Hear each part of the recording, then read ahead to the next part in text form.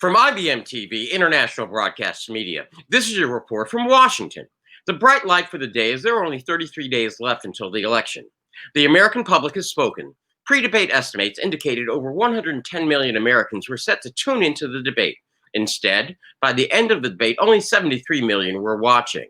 This is nearly 10 million less than the first debate 4 years ago, and an interesting 13% decline.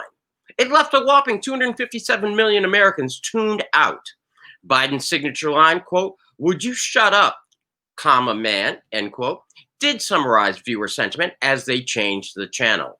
The Presidential Debate Commission is scrambling to consider changes to the debate rules, including the use of a mute option for the candidates' microphones, an option first championed here by IBMTV. Other fallout includes Trump disavowing any knowledge of the white supremacist group that he refused to criticize during the debate. The group has adopted Trump's dog whistle call, quote, "stand back and stand by," as their official motto. Senate Republicans have begun to distance themselves from Trump, an ominous sign on the eve of the election.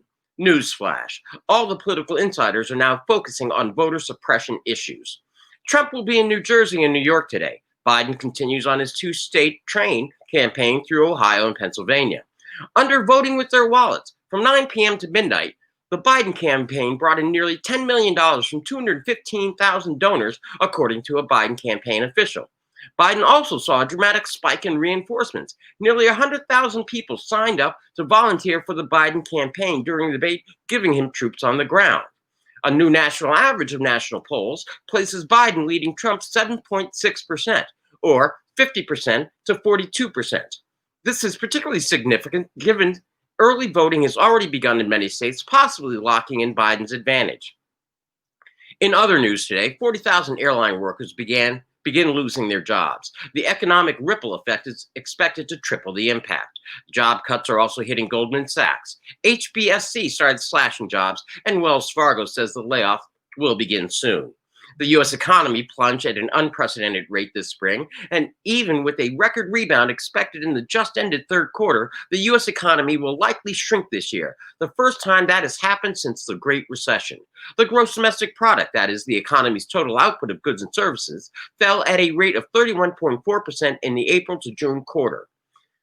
In spite of this mounting pressure, there is still no COVID deal, and Congress is set to adjourn for the rest of the month tomorrow. However, a funding measure was signed at the last minute, averting a government shutdown. It does set the stage for a monumental fight post-election during a lame duck session of Congress on December 11th. Overseas, U.S. Customs and Border Protection is blocking palm oil and palm oil products from Malaysia over allegations of forced labor abuses, including physical and sexual violence, debt bondage, withholding of wages, and the use of child labor. The European Union took legal action against Britain on Thursday over its plans to pass legislation that would breach parts of the legally binding divorce agreement the two sides reached late last year. The EU action underscores the worsening relations with Britain. Both sides are trying to forge a bare-bones agreement before the end of the year. Also abroad, unemployment rose for a fifth straight month in Europe in August amid concerns that extensive government support programs won't be able to keep many businesses hit by COVID restrictions afloat forever. The jobless rate rose to 8.1% in the 19 countries that use the euro currency. Some 13.2 million people were unemployed, and the number of those out of work rose by 251,000. Economists expect a further rise as wage support programs expire. In a sign of the times, Chicken Little, the sky is in fact falling. An unidentified flying object parachuted into the dense Congo jungle.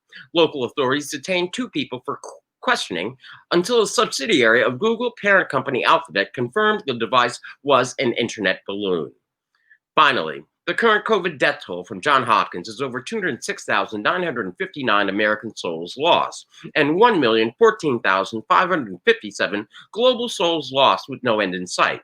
That is your report for October 1st, 2020, from IBM TV, International Broadcast Media, smart television for a smarter global community, from dictatorships to democracies around the world. Good morning, good afternoon, and good night. I'm Bill Trezevant.